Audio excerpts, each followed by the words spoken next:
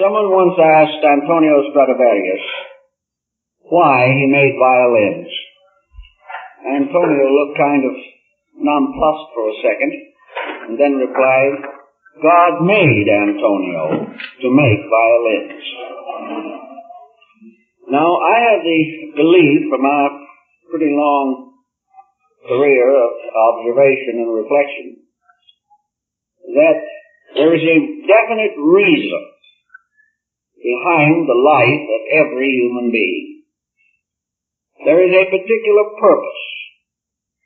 Nature does not produce non-essentials. Nature has not fashioned some persons to succeed and others to fail. Nature has never been extravagant with life. Every living thing fulfills part of a plan. And this plan in the human being has been individualized. Each person is here for a purpose. Now, why are so many not aware of this purpose? I think the answer lies in the fact that the average person is confused by pressures that are artificial. He comes into this life, perhaps, in the highest degree of his intelligence. As a newborn babe, he is probably wiser than he will ever be again in this life. That perhaps is one of the reasons why so many come weeping into the world.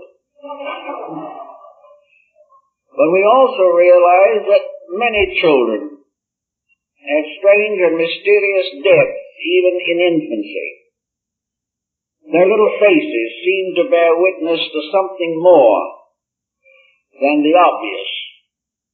The moment, however, the child is born, it is regarded as a kind of lump of putty.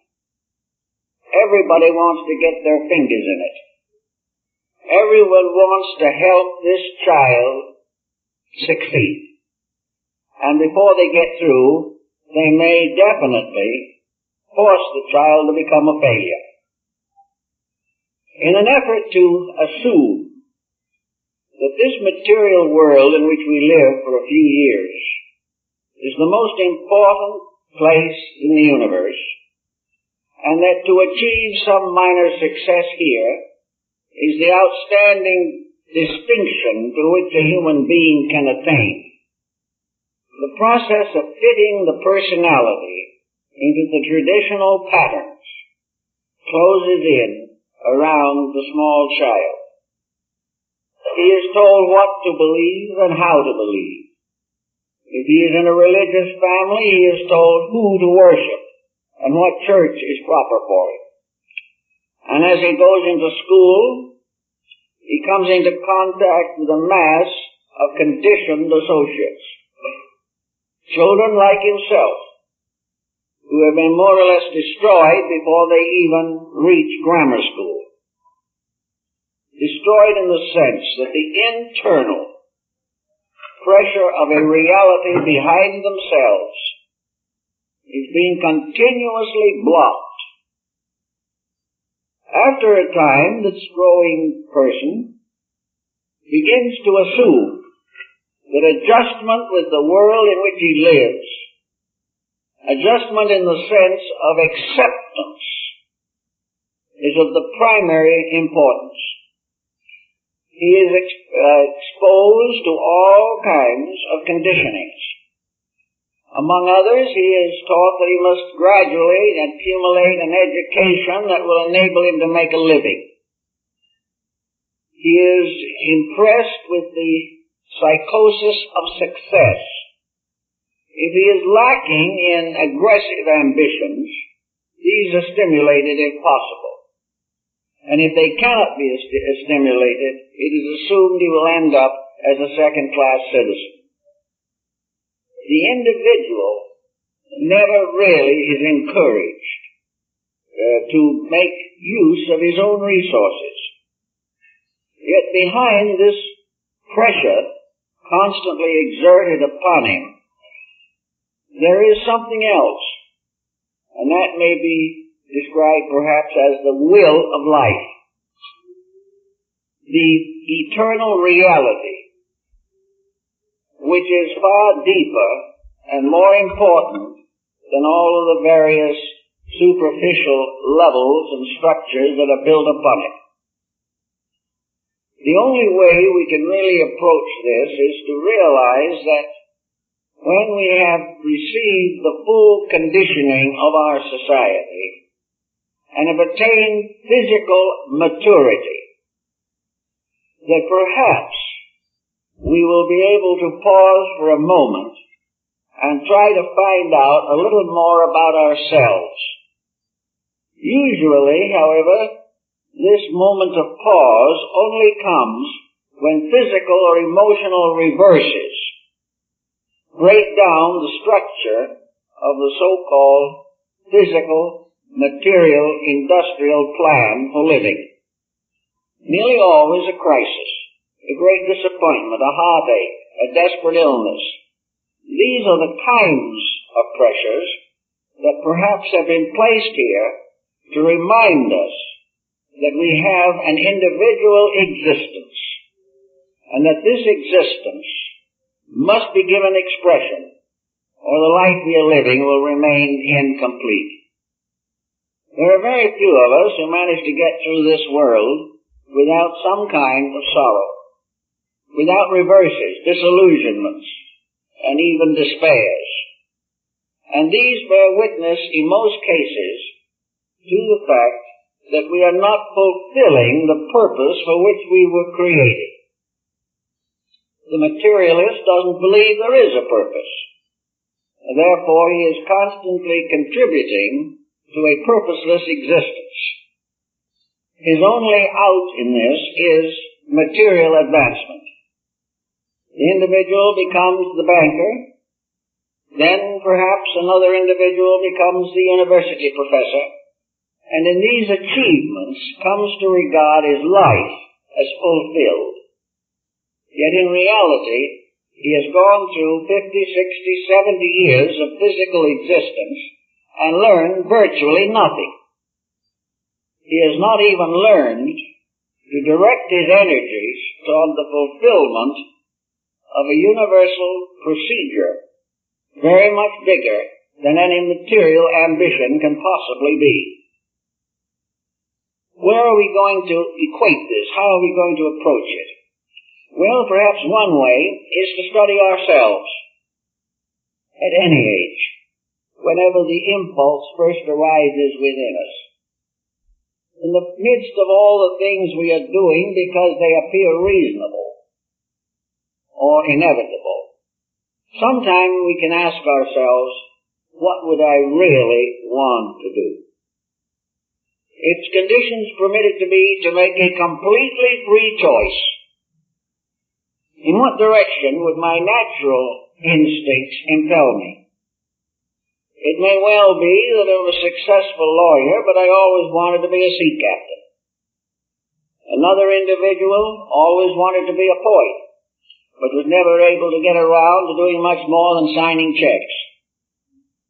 What would the person be if he was able to fulfill the deepest parts of his own life? What would the small, quiet voice inside of him recommend if the pressure of outside over-influence was not there? I think that every living thing from the mineral kingdom on has some kind of an intuitional inner life. And this intuitional inner life impels that living thing, whatever it is, to fulfill the purpose for which it was created. To assume that the universal destiny is fulfilled by a person becoming a political leader, or a major economist, or an advisor to something, such cannot possibly be regarded as important to nature. Nature, which is a leveler of all things. Nature which moves behind all the processes that we recognize, certainly is not too much concerned as to whether we have a swimming pool or not. Nature has a job of its own, and nature is working through living things to fulfill a common good. And each of us is in some way an instrument in this plan. And it is very important for us to try to understand the natural purpose for humanity. Why was the human being created? Why was the breath of life breathed into him? Why was he given a body such as he has? What was nature's purpose in placing him in an environmental world such as he knows? These questions are overlooked and ignored because they run contrary to our approved policies for conduct. Yet we cannot assume that nature was frustrated by the fall of the Roman Empire, or that the divine plan was overthrown by Adolf Hitler, or Alexander the Great, or Genghis Khan. These are episodes, incidents on the outer surface of human existence. They bear witness to ignorance and with false ambitions, arrogance, tyranny, which are not naturally given to us by deity. The idea that we are a compound of good and bad, with for the most part weakness predominating, is not solid in when we contemplate it in terms of nature. Nature has put us together in an extraordinary way.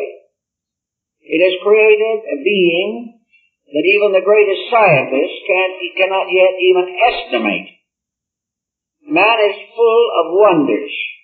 Nature has conspired to produce a miracle and called it humanity.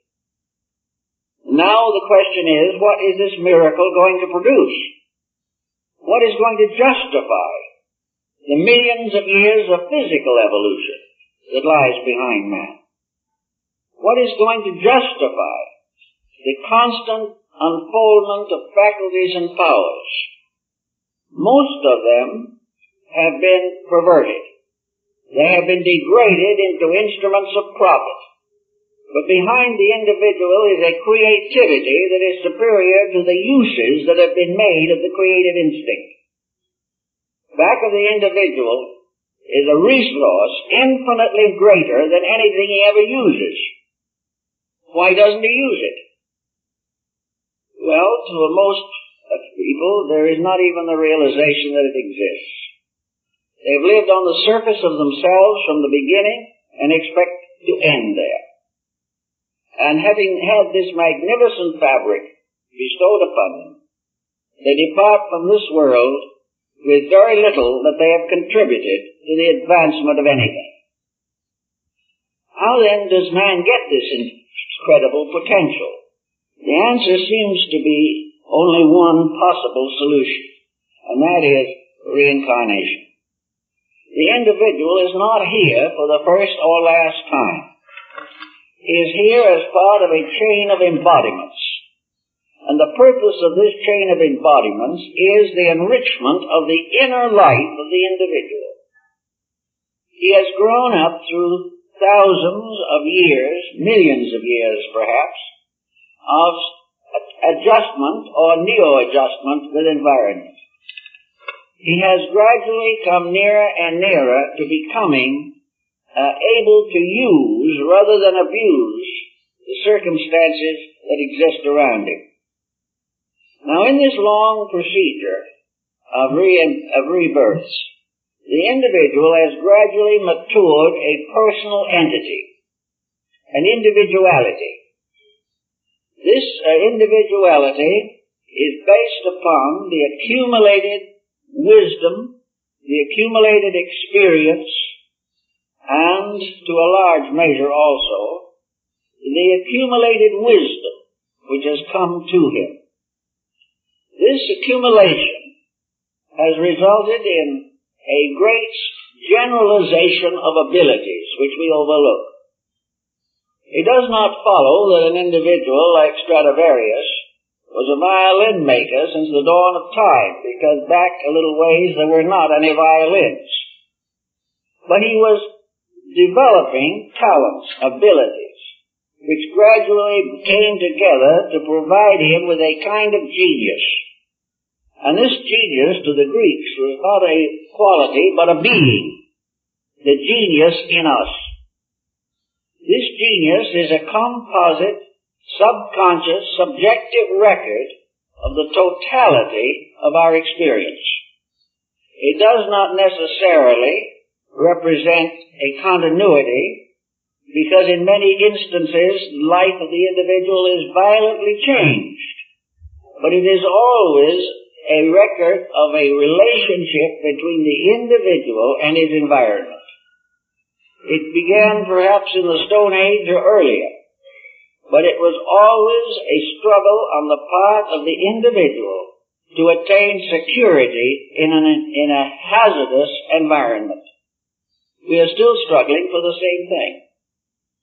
But unfortunately, we are not making use of the accumulated resource of previous experience, because it is not consciously remembered. It is ignored.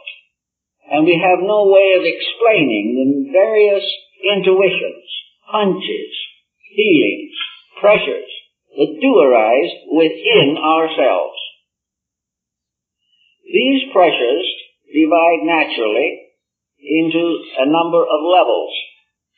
On one level, these pressures are simply the perpetuation of mistakes, which continue to pound us and annoy us until they are corrected. Another level of these pressures is imagination, intuition, the individual becoming inwardly aware of values greater than the commonplace. Most of our great teachers in philosophy and religion, the great idealists, the great sociologists, the utopians, all these people are born with a strong summation within themselves of what they have gone through in the past, why it was not sufficient, and how in the present embodiment they can make use of that which has gone before. Physically, we can say we build upon history, but there is another kind of history. Records within ourselves, records within the flesh, the bone, the nerve, the artery, the glands, pressures within ourselves that bear witness to ages of conditioning. Now, it is not at all seemly that all this record, this internal achievement pattern, should be completely wasted. The fact that we do not consciously remember it is largely due to the fact that we have been taught not to consciously remember it by our environment. Some small child who precociously exhibits genius is a cause of joy to some and a cause of problems to others. We know that such things happen. We know there are people born in this world to play the piano. We know there are people who are born to paint or to write good poetry. We know there are some here that are born for sciences and philosophies, and others are, by pressure within themselves, inevitably drawn to religion. These attractions do not arise from the superficial relationships of life. We know definitely that a great variety of so-called talents come into life with us. We tried to solve all this with the law of heredity, and it did not work. We find that there is no physical heredity consistent enough to explain the peculiar genius of individuals. Many very famous and important creators have come from environments in which there was no background in any way comparable to what was attained. And again, these very geniuses very often do not transmit their skills or their abilities to progeny. And very often the children of genius are mediocre. There is something else that determines these things, and that something is the record the individual carries within himself. He doesn't have the details, but he does have a balance sheet which he brings with him, in which the assets and liabilities, the credits and debits, produce a peculiar type of internal integration. An integration which is going to dominate life if this is permitted.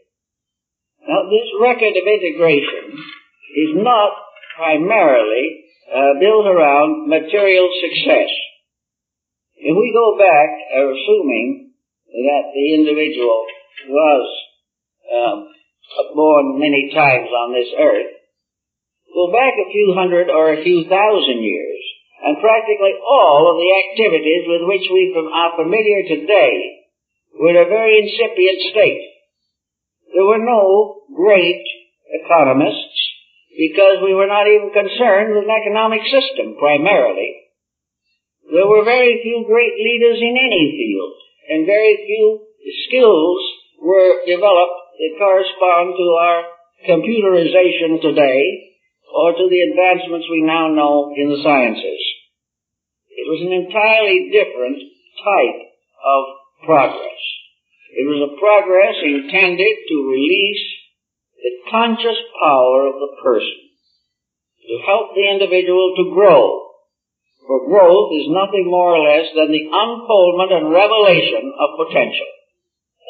Growth is, in truth, the individual becoming slowly but inevitably that which he was destined to be in the beginning. And to fulfill this destiny, the individual has to move his levels of estimation, realizing that the institutions we have today will pass away, as did those which went before. The laws, the national integrations, the entities with which we are now familiar are part of a passing pageantry. The world will change, for nothing is changeless but change. And much of the experience that we gain today in various arts and sciences will be of comparatively little use in a different type of social integration. But the experiences of growing, the experiences of gradually unfolding inner verities through transient physical manifestations, these experiences continue to accumulate.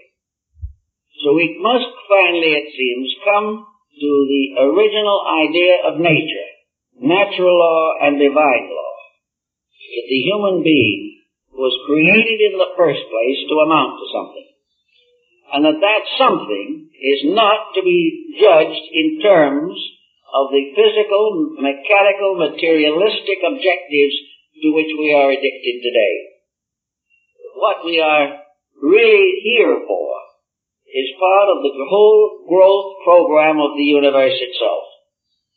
And every step that we take is, for instance, related to certain values within ourselves. One of these values is integrity. Now, integrity is something that naturally would express itself in the lives of most people. But integrity is gradually undermined by compromise. The individual, trying to avoid an unpleasant experience, departs from honesty. Or in order to advance his material estate, he corrupts his own morality. Or through weakness of appetites, he again compromises his personal virtues. Therefore, we have forever a struggle between integrity and compromise. Now, this struggle can go on anywhere. It can go on in a cave. It can go on in an ancient classical culture. It can go on today, and does go on, in the highly economized, mechanized civilization we know. It still remains inevitably part of human character to do it well or to compromise. But compromise is more pressureful where the advantages of compromise appear to be more desirable. But the entire story of man's morality and ethics goes back to the problem of compromise. It looks as though nature intends that we shall develop the internal strength of integrity. Integrity is a valuable thing. It is not only valuable here, but no matter what happens to our culture, it remains valuable. And what happens to us after we depart from here, integrity is one of the most important and required factors of evolution and progress. So all through thousands of years, we may have been trying to find integrity. Some people started looking for it at a very early age in the history of society. Others even begin to struggle for it only in the middle years of the present embodiment. But always nature demands it. Nature must gradually prove to us that integrity alone fulfills natural requirement. Here we have a world that could be a rather beautiful place with many opportunities. Most of the good has been compromised through lack of integrity. Life after life, the private citizen has suffered from the dishonesty of his associates and has compromised his life by his own dishonesty. On and on this goes, and will go probably for quite a time. But each person is able to break that pattern when he realizes that it is important to do so. And the fact that conscience remains, even though it seems to be very badly undermined, it reminds us strongly that the desire for integrity is innate, and the desire for compromise is impermanent and due to external pressure. Another factor that is important in the pattern of things is the emotional pressure of life. Actually, the divine plan calls for a beautiful world. It calls for a world in which people are happy, useful, and able to achieve emotional fulfillment through the proper expression of affection, friendship, cooperation, and integrity. But most people do not achieve this. They have moved the entire emotional world down into the gratification of physical appetites of one kind or another, only to discover in the end that these appetites cannot be satisfied, and that no matter what we do or how we try to achieve happiness from the outside and through the fulfillment of appetites, we remain miserable. This record is so long and so well established that it's a wonder that it has not received scientific recognition. But the fact is that the individual who tries to be happy is miserable, but the individual who tries to be right comes nearer to happiness than any other mortal can come. We have many such basic characteristics. One of these, which I think is very basic, is friendship. Most people are by instinct friendly, but by experience they have become cautious and disillusioned. Friendship is no longer a simple acceptance of the inevitable relationships of life.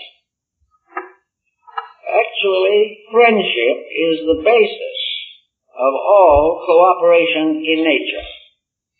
Friendship is the emotion that could end war, end poverty, break down the barriers of isolation, and correct most of the neurotic pressures of the individual. But by false conditioning, the natural desire toward friendliness has been blocked. The individual has been exploited, therefore he will not give his friendship without reservation. Yet within him he wants it. Now if each of us, or even one of us, wants the basic experience of friendship, it is also true that every human being has this same basic emotion, for these pressures come with life energy itself. The energy which supports the human being is not merely a physical energy, it is a moral energy. It not only rejoices in accuracy, it rejoices in beauty. And it has discovered that accuracy and beauty are the same thing. That every relation that is constructive and normal is beautiful. And every relationship that is not beautiful or has been perverted is abnormal. But the individual does not really understand how to face into this. How to work toward the revelation of the integrities in himself. There where we come into the various disciplines that have been adapted from time immemorial in an effort to help the person to rediscover himself or reaffirm his own actual place in the universal plan of infinite benevolence.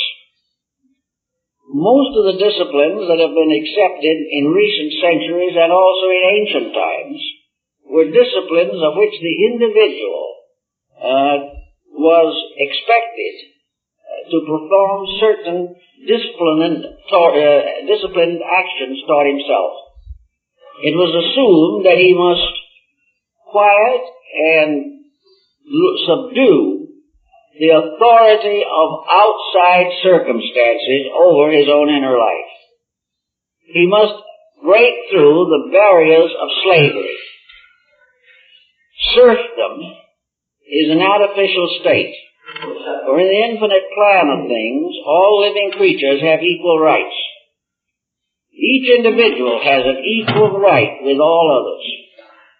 And serfdom is nearly always the result of a mistaken interpretation of personal freedom. The moment the individual becomes a slave to his own negative attitudes, he is in slavery. So the Greeks and the Orientals and the Egyptians and the early Christians all worked upon the problem of the individual achieving freedom. And it was generally agreed that freedom depended upon the person emancipating his own consciousness from the miasma of material addictions. The individual can live in this world but not be of it. He can fulfill every duty of citizenship and family without becoming deluded by the false values that have sprung up in the human environment. So in discipline, the ancients believed that appetites and ambitions must be disciplined and curtailed. The individual must gradually divide himself from the common environment and assume or reveal his own personal destiny. Now, a personal destiny does not mean a rugged individualism. It does not mean that the individual is no longer benevolently inclined. His real problem is to discover himself as a factor in the infinite good of all that lives. He has to realize that there are many jobs to be done in connection with the release of consciousness through the personality. Each individual has a place in the labor of growth. He is involved in the unfoldment of all other human beings. This is because we accept that the plan for things was correct, that the divine purpose is real, and that there is no possible way of changing the basic requirements of living. We can change our false interpretations of them with every passing day, but the truth remains that we are here to grow and to serve. And it is important and inevitable that this gradually comes to our attention. So through discipline, we gradually break away from a whole group of temptations.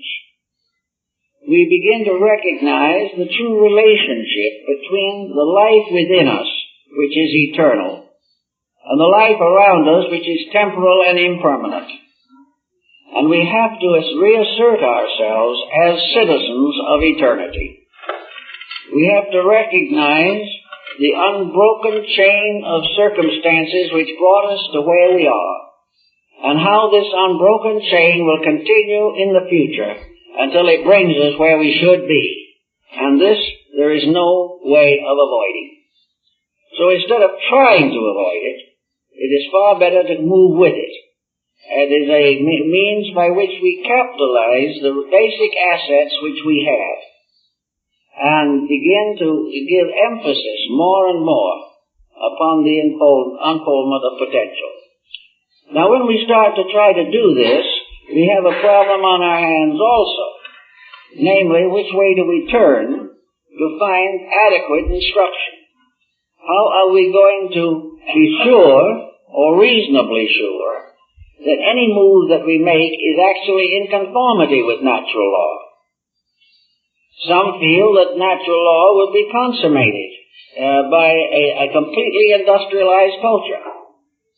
Some feel that if we reach the point finally where the world is run by robots, the human being will be free to do as he pleases. But a world run by robots will never give the individual anything to accomplish as a means of unfolding his own potential. It is a mistake for us to invent things to think for us, or to invent ways of avoiding the common learning of life.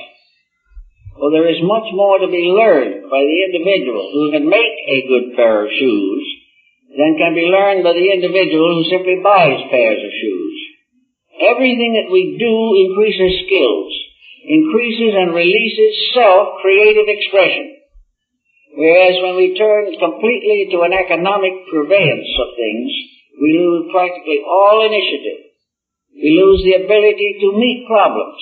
And as we are now at the moment, we live in a world of gadgets which we cannot even take care of.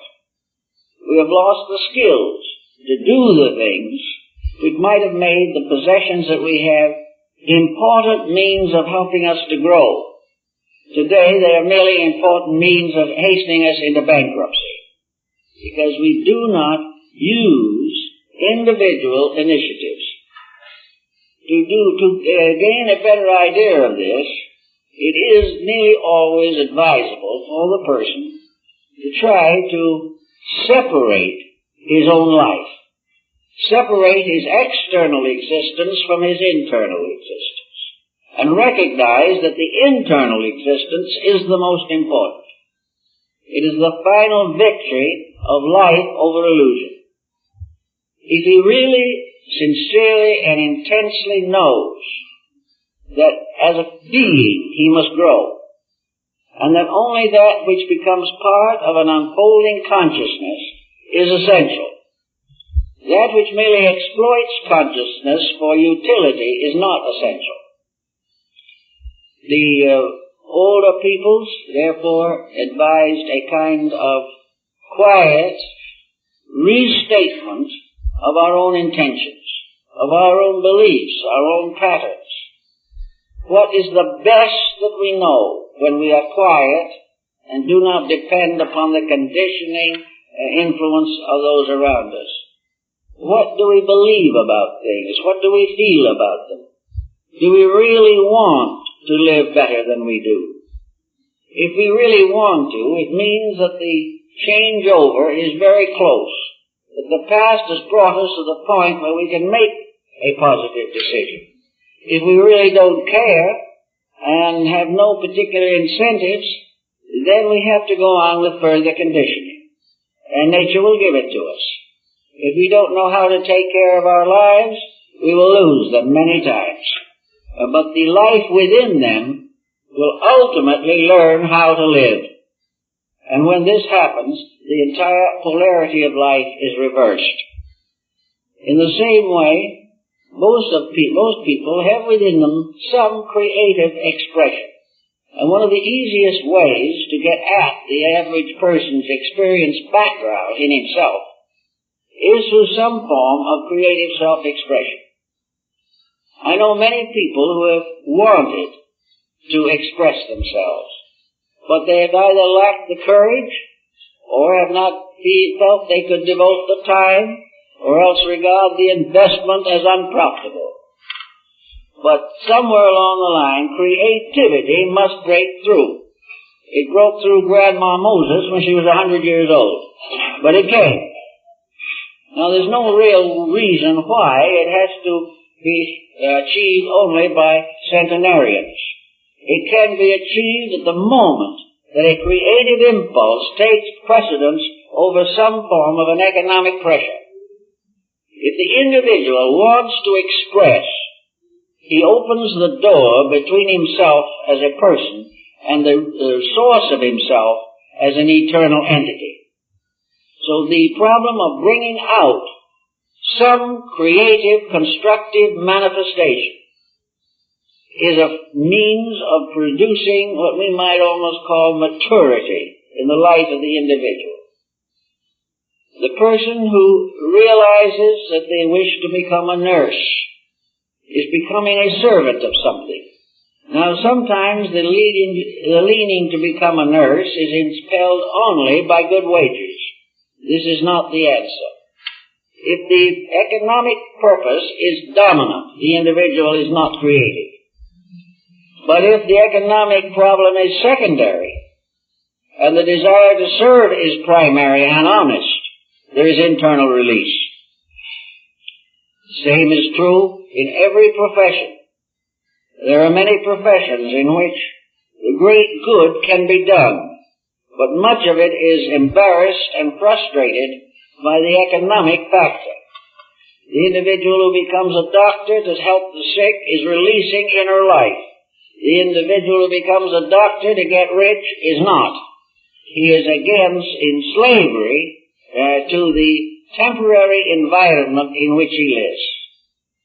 Actually, this environment is such that it's a wonder that human beings have been deceived by it so long. The man who has accumulated the great fortune in the practice of a profession comes in the end, as all do, to giving it up. He cannot take it with him. It has no permanent value. And in many instances he shudders at the thought of leaving it to his descendants. So what does he do? He leaves it to an institution, simply because he has no way of taking it with him and doesn't know what to do with it. And a person who devotes his life to the creation of this dilemma has overlooked something. He has overlooked the fact that all material existence has its place. The workman is worthy of his hire. But he is not here simply to accumulate wealth at the expense of his neighbors. He is here to serve. Service is one of the great answers. And service comes in that same ray that goes into our souls to make us real. The instinct to serve is a spiritual truth within man. And it comes out in the most unusual ways. There are many cases where a perfect stranger has given his life to save another one who is in great danger. No known reason. He didn't have to do it. But at the moment of a great catastrophe for another, his own inner life took over. And he was able to make this important sacrifice. A sacrifice which was perhaps the best thing he ever did. But it is to get at this level inside of ourselves that we must all labor to the very best of our ability. Another aspect of the same problem is the effort of the individual to resolve certain uncertainties in his own heart and mind. Most persons, unconditioned by ulterior or non-factual pressures, believes in deity. Even those who may consciously and intellectually deny it because of the sophistication of their environment, still in their heart and soul believe. They believe there is a divine providence. They believe that there is a deity at the source of life. And for most who believe this, there is also a belief that this deity is operating through humanity on the level of human beings, and that the power of this deity is centered in the heart of every creature that has the physical structure to have this occur. And in other forms of life, this deity is present very often in the magnetic field because there is not enough organization for it to enter in and dominate. But everything in the world is dominated by this divine being. It is the power of life in us. Without it, we cannot breathe.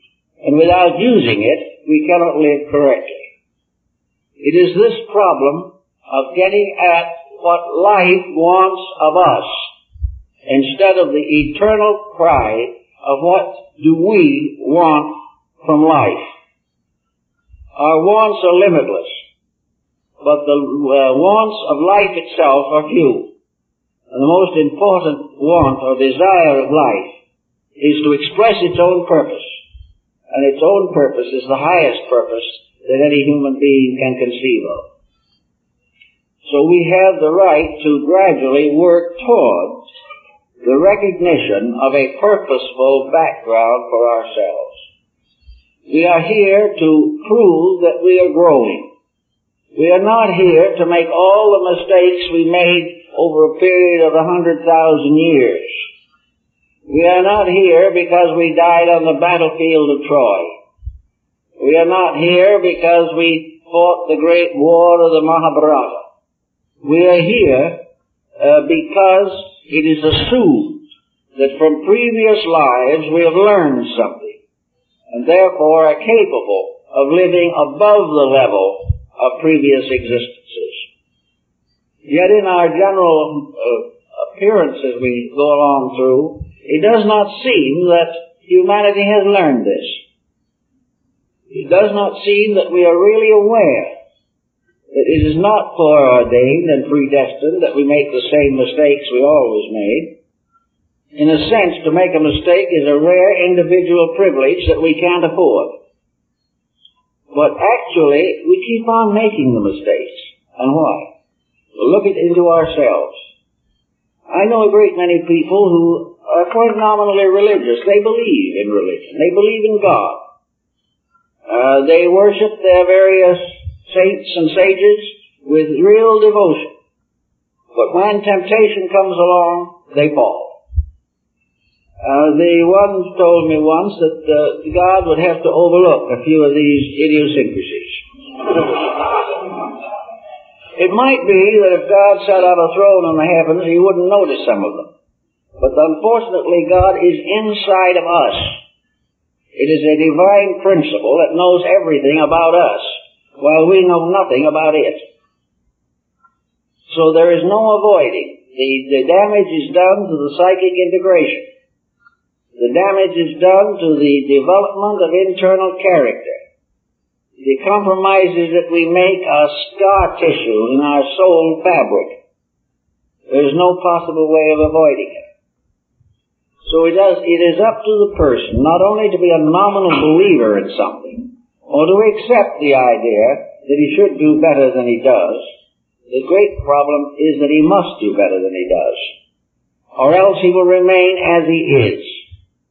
If he remains as he is, he will be worried to death over every political crisis that arises in international affairs. If he remains as he is, he will worry about high taxes, and he will worry about inflation and depression. If he continues as he is, he will have great anxieties about nuclear fission. He will recognize only the deficiencies in our various energy resources. He will live in an emergency until the emergency closes over him and actually destroys his body by exhaustion. If he continues as he is, he will continue to have exactly the same anxieties. Yet, if you look around a little, and I've done a little looking, you will find there are a great many people today who do not have these anxieties. Now, there are two kinds of people involved. One is the childlike person who has not yet accepted the reality of the illusion. And the other is the very wise person who has outgrown the error of illusion. These two, one through innocence and the other through virtue, have attained liberation. The small child doesn't know enough to worry. The older, wiser person has recognized the operation of a universal principle, has accepted it, and is trying to live in harmony with it, fully aware that nothing that is real can ever be destroyed, and that nothing that is unreal can ever be preserved. In the ecology around us in life, we perceive definitely how human abuse is gradually exhausting natural resource. We know that as long as the abuse continues, the resource will become more scarce. But this is actually part of the growing process. To discover these things, to accept them, to know they are true, and to live according to them is what we are here to accomplish. And the more that we accomplish in this way, the more we adjust to a larger vision of life. In a comparatively short time, we will depart from this uncertainty, and for a time at least, be no longer directly associated with the causes of our anxieties. But if we haven't solved them, we will be born again as people with anxieties. We might live in a completely utopian sphere at that time and be just as miserable as we are now. The individual who is miserable today will remain miserable until he solves the mystery of misery within himself, until he is able to build an acceptance of the plan of things and cooperate with it. If in the course of this life we do accomplish something that is really good, it may manifest a little bit right here now. And people who have, at the moment, very little incentive will find new objectives and new reasons for existence. We'll find that life is something more than trying to endure the passing of years with the full realization they're going to end one of these days. This is not life. This is not purpose. The individual who wastes time so it will pass more quickly doesn't realize it, but he lives in a universe in which there is enough time for him to continue to make this mistake as long as he wishes to. But he will not win. In the long run, nature achieves. Because nature has put into every cell the secret of its own salvation. It has put into the individual every faculty and power necessary for him to achieve liberation from the delusions and illusions of an unreasonable life. He is here essentially surrounded by a series of social disciplines also. And if he is unable to learn directly from his own inner core, he is perhaps able to learn through the experience of his own conduct. This is one way in which we understand nature. We know what nature wants largely by discovering what it does not want and learning from experience. But experience is always with us in the physical world. We are surrounded by problem after problem, and there are many clinical answers to many of these problems. If you go to a qualified psychologist or psychiatrist with a heap of worries, he will probably very quickly remark or bring to light the fact that you are suffering from a wrong mental attitude. And if later this wrong mental attitude begins to interfere with the function of the body itself, your physician, realizing that your mind is wrecking your body, will send you back to some psychologist and tell him to clear it up. The individual, however, with all this complex and quite a little expense thrown in as a special inducement, because there's nothing at the present time, apparently, that comes closer to sincerity than the loss of money. The individual could learn very simply. He looks at himself and he finds out that he's been nursing all kinds of destructive attitudes until finally he is sick. And if he nurses them long enough, he will be sick. And if he does nothing about it after he gets sick, he will probably die. And he will die of his own attitudes, which have been allowed to become chronic. Now, he could have learned something from this. A few do. Many do not. Others feel that when they have this kind of a problem come on, the answer is to medicate for it. To take all kinds of sedations and tranquilizers and things of this kind in order to control a disposition that needs to be disciplined from within the individual himself. The only way in which you can get over a dispositional peculiarity is to change yourself. Because if you die with that psychotic situation, you will be where you can't get the pills, but the ailment will linger on. You're not going to get rid of it. So in the end, you have to live with yourself. And nature says, let's make it compatible. Let's live in a way in which you can be comparatively happy, comfortable, and well-adjusted. All this means that we have to gradually take hold of our own lives. We have to do something to break through, not a complacency, but a sense of helplessness, or the simple sense of not recognizing the problems at all.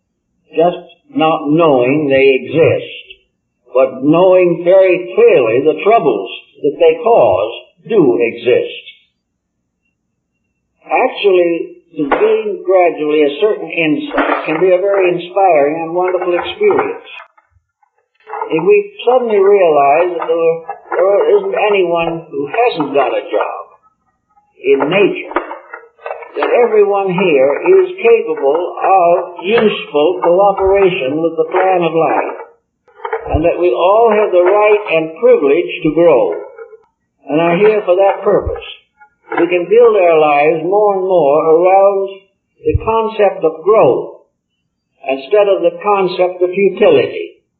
No individual needs to sit around doing nothing. If he is doing nothing, this is not leisure. This is just simply a strange loneliness in a universe that is made up entirely of life. The person who has no interest in life is dead while yet he lives. But those who have great interest in life, though they die, live forever. It is a matter of bringing out a simple fact that we are creatures of law, that we are fashioned according to a plan, that this plan exists forever as an archetype in the divine mind, that we are the products of a purposeful pattern, and that the deity that fashioned us has appointed us to be the agents of that deity in the perfection of an order of living things. Now, there may be many orders of living things in space, but our order we likely call humanity. And humanity is not merely 4.5 billion people. Humanity is one entity. Humanity is an order of life, and it is part of the plan of things that humanity shall become perfected. That everything that was implanted in humanity as a potential, as a beneficial power given by deity, shall be brought forth to fruition. That it shall bear fruit according to its kind. And that from this gradual cooperation, this gradual mingling of purposes and motives on a constructive level, humanity as an entity, as a simple being, collective, will come into its inheritance. That it will fulfill the purpose for itself.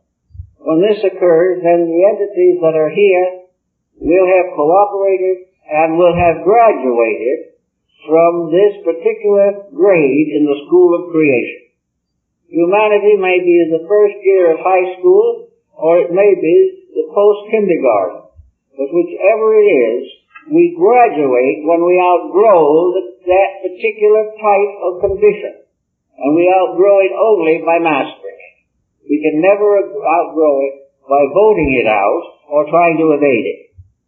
No government can take care of people who cannot take care of themselves. They have to gradually be taught to use the resources with which they have been endowed. Now, in our way of life, there's also a great misunderstanding as to what constitutes a good life. To many people, a good life is an opulent life. It is a life of leisure. It is a life of extravagance. It is a life of being able to do exactly what you please, whether what you please is good or not. Therefore, all of the ambitions of the race are directed towards a superior social state. This in itself, of course, is related to karma. But who is to judge the karma? Perhaps this so-called exalted state is more or less an examination, a test. We have at some time or other earned a greater degree of security than some others have earned. So it's given to us. And having been given to us, we promptly abuse it. Therefore we lose it again. You can never abuse anything into a permanent possession. Consequently, it is a kind of testing. Perhaps we have, through virtuous action, gained the right to certain benefits. In other words, good karma moves in on reincarnation. And the person who has done a good deed is the recipient of a good deed. And if we have achieved a certain management over lesser things, we will be given power over greater things. So it comes.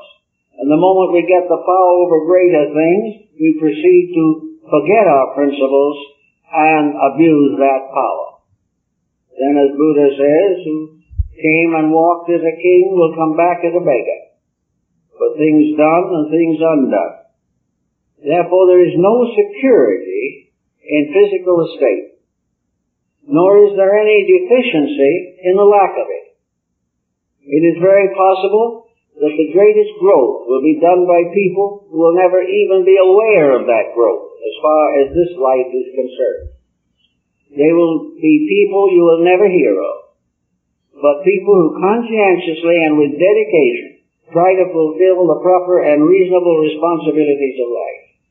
By so doing, they contribute to the release of their own inner soul power. And as Gandhi once said, the great victory is the victory of soul power over brute force. Wherever we are self-centered and selfish, we belong to a level of brute function. But when we transform or transmute all the energies that we have into soul power, then we begin to live not for ourselves, but for the good of others. Gradually, by degrees, we recognize opportunities to serve. We become involved in patterns and circumstances that are a permanent good to others. And as in the case of most of the great teachers of the world, we become martyrs to the needs of others. All of these are part of a good preparation for the future. We are going to grow. We are going to fulfill the proper destiny which was assigned to us. As we grow in this way, we will find that a great archetypal pattern, Gandhi speaks about these patterns. There is an archetypal pattern of humanity. It is a magnificent radiant star, a magnificent living light.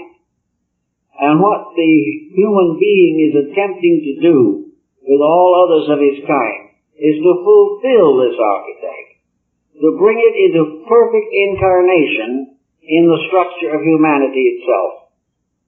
It is this pattern of the perfect humanity that the divine mind projected at the very beginning. We are here to be ye perfect. And to be perfect, the individual has to perfect his own nature. The problem of perfecting is, however, not, according to nature itself, difficult. Most persons in what they might consider a better environment would do much better than they do now. But the great victory is the victory of self over circumstance. This is the sign of strength. In the ancient mysteries, the neophytes for initiation, the candidates, were tested, even to the degree of physical danger. They occasionally were killed in the initiation rites because of the severity of them. Now, these rites no longer exist in the world. Many people are glad they do not. But others have also noticed with some thoughtfulness that these testings now go on the level of society. A lot of us lose our lives in attempting to achieve victory over the lower self. Everywhere there is testing. Everywhere there is crisis. And only those who gradually perfect their own natures come finally to become custodians of the larger truths, to become aware in substance and certainty that which the rest of us must dream about and hope for. But the testing of the individual is inevitable. Therefore, in this time, we are really very fortunate people. We don't really think so much of that at the present time, but actually a crisis such as we are in is definitely an initiation. It is a test, and each individual is going to react according to what he is. And each individual should note carefully his natural reaction. He should note whether or not this situation is bringing out something of his own higher understanding, or whether it is merely making him irritable and frightened. If he has no resource within himself to face change, then he should begin to search inside of himself very assiduously. He must find the victory of his own inner insight over the pressure of society. If enough people do this, of course, the social problem would be solved. But in time, enough individuals will gradually assemble so that the problems will instinctively fade away. But this will not probably be in one life or even a dozen lives. But ultimately, the changes in human reaction will result in the transformation of social structures. Society will emerge as a composite structure of a proper nature and purpose, as more and more individuals live for what they give and not for what they get. The Reformation, the universal Reformation, begins in man and must continue in man until the work is finished. So we say again, try occasionally to imagine, to visualize more or less what you would have done with your life if you could have lived it exactly according to your perhaps childhood hopes, the dreams that you had in the beginning, which were merely perhaps dramatized fairy tales. But actually the fairy tale is an archetypal dream. And in the long run, we are all going to live together forever in happiness. But it's a long way off for the majority. But in this fairy tale life, think back to what you would have been before ambition got you, before the pressures of other people affected you, before your dreams were blighted. What did you want to be? What kind of a person did you want to be? And in your early teens, before you got set in too heavy an educational pattern, what would you have liked to do with your life? What kind of a career would you have chosen if the economic factor had not existed? If it hadn't been a problem of earning a living, what would you have preferred to do? If you're one of those people who perhaps would have preferred to do nothing, then you better take on the responsibilities of the moment. But if you already had dreams, and they were blighted, and there were instincts to creativity, I know people in middle-late life who are writing very beautiful poetry. Poetry seems to be one opening that comes through. Sometimes an individual has had a poetic instinct all their lives and never actually wrote 4 verses until they were over 60. But it's there. Others find, as the responsibilities of raising children and things of this nature, that the old dreams come back. There was something they always wanted to do. Some of them wanted to travel. Some of them wanted to teach. Some wanted to go into religious life. Others wanted to complete imperfect or interrupted careers. But everyone wanted to do something. And when they do that something, nearly always there's little or no satisfaction unless that something they want to do is a common service. It is something they want to share. The poet wants to share his innermost feelings with anyone who will read his poetry. The actor wants to share his reactions to the drama that he participates in. Everyone would like to have a field of expression, an expression that is worthwhile. Now, this expression may be censored by a lifetime of frustrations, and it may be that by the time we get around to it, some of the edge and ambitions of our inner lives have become quieted. But everyone can do something. Everyone can make some kind of a creative contribution. Perhaps no one will ever know about it but you. But if you do it, not merely talk about it, but do it, you will find that there is a great release within yourself. An individual who can develop a good creative outlet will probably never need psychological or psychiatric care. They will release from themselves, and everything that we release from these little plants, which we call our personalities, will either be flowers or fruit. The flowers represent the simple expression of the beauty in ourselves, and the fruit represents the contribution we make to the common survival. These things can help us, but we must come to the conclusion that deity in its infinite wisdom was not interested in creating a lazy creation. It didn't want to make a world of people trying to escape responsibility and hoping to cut down working hours till they do not do anything at all. This is not the divine plan. And if we frustrate this divine plan enough, the punishments will get heavier and heavier. But we are going to change and we're going to learn before we get through. So the easiest and most purposeful thing is to learn now, to get started at it, to do the things that we have within ourselves. Go into your own depth and find out what's there that you could use to make a more beautiful life. That you could also find ways of sharing life, getting over prejudices. One problem, of course, is that the prejudiced person nearly always carries many years of irritation or disillusionment or anxiety over things that may have happened so long ago that everyone else has forgotten them. But prejudice is not beautiful. Prejudice doesn't help. It only locks the individual in negatives, and it closes to the mind that is prejudiced all the beauties of the area in which that prejudice controls.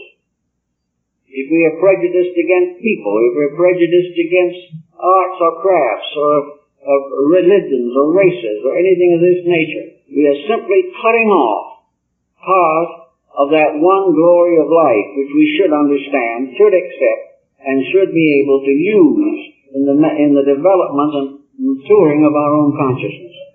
Clearing up prejudice, opinions, getting over old grudges, do anything possible to take false pressures off of your own subjective life.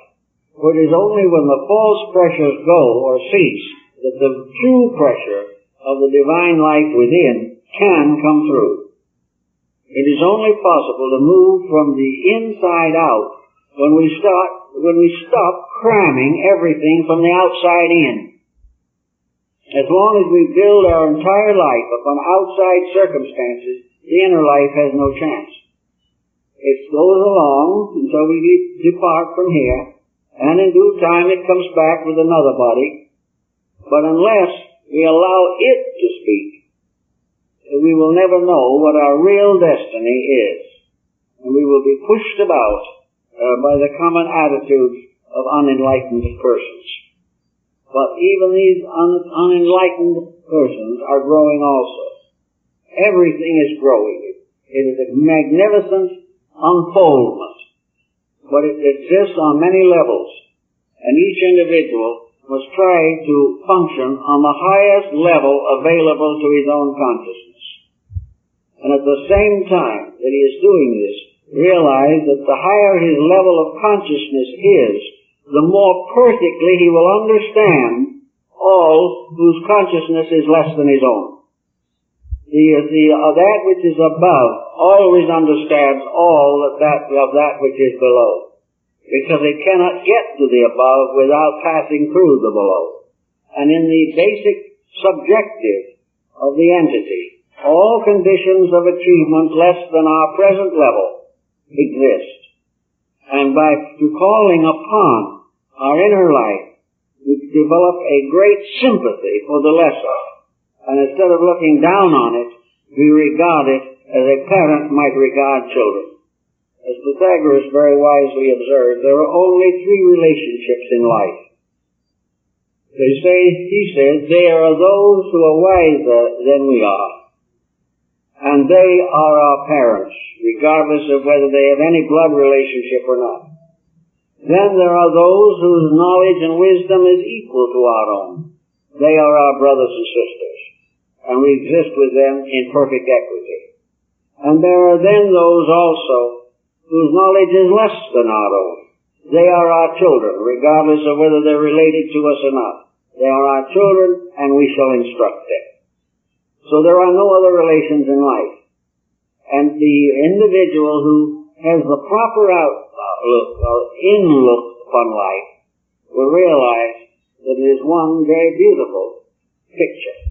A wonderful, sensitive, sympathetic situation in which we are all bound together by the strongest possible ties and separated by the weakest possible separative factors. As we gain the more understanding and sympathy for this, I think we will find more of our place in the plan and how to cooperate with the divine purpose. Well, I guess that's all for this morning, folks.